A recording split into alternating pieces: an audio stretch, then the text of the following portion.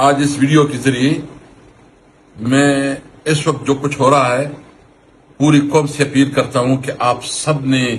ان fascist حکمرانوں کے خلاف آواز اٹھانا ہے۔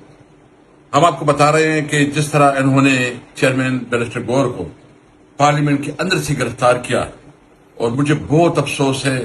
کہ اسپیکر صاحب نے بہت کمزوری دکھائی ہے۔ اس پارلیمنٹ کی تو ویسی عزت نہیں تھی، ایک جعلی پارلیمنٹ ہے، ایک منڈے چور لوگ جو ادھر بیٹھے ہیں، اور پھر وہ قانون سازی بھی اس طرح کرے، اور چیف جسٹس کی لیے جو ہے نا یا ججز کی لیے اگر کوئی اس کی عمر میں اضافہ کرنا ہے یا تعداد میں اضافہ کرنا ہے، اور کوشش یہ ہے کہ جتنی پی ٹی آئی کی ایم این اے وہ نہ آئے یا یہ چند لوگوں کے اوپر جو ہے دباؤ ڈالے اور دباؤ سے اس سے ووٹ دلوائیں، تو یہ ایک غلط فہمی ہے۔ دیکھیں، ہم نے یہ تحریک شروع کیا ہے پاکستان کو آئین اور قانون کے لیے، کہ پاکستان میں آئین اور قانون کی حکمرانی ہوگی۔ ہم اس سے پیچھے نہیں ہٹیں گے، نہ ڈریں گے نہ دبیں گے، انشاءاللہ جدوجہد کریں گے اور آگے بڑھیں گے۔ میں اپنے تمام کارکنوں سے یہ امید رکھتا ہوں کہ وہ مایوس نہیں ہوں گے، اس حالات کا مقابلہ کریں گے۔ ہم نے اس ملک کے لیے، یہ ہمارا ملک ہے،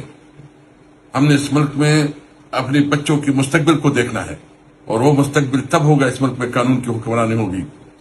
میں ان جعلی حکمرانوں سے مطالبہ کرتا ہوں کہ جتنے لوگوں کو انہوں نے گرفتار کیا ہے یا کیسز بنا اس کو واپس لو، اور اگر تم کوئی ایسی قانون سازی کرتے ہو تو اس کو مانے گا کون، اس کی حیثیت کیا ہوگی، اور ہر صورت میں ہم اس کو چیلنج بھی کریں گے اور اس کا مقابلہ بھی کریں گے۔ اور میں امید رکھتا ہوں کہ ہم مشاورت کر رہے ہیں، ہمیں ایک دن پورے ملک میں نکلنا ہوگا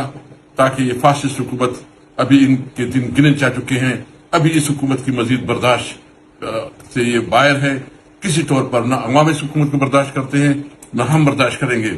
ہم انشاءاللہ اپنے حق کے لیے کڑے ہوں گے انشاءاللہ تعالی عمران خان کے ساتھ۔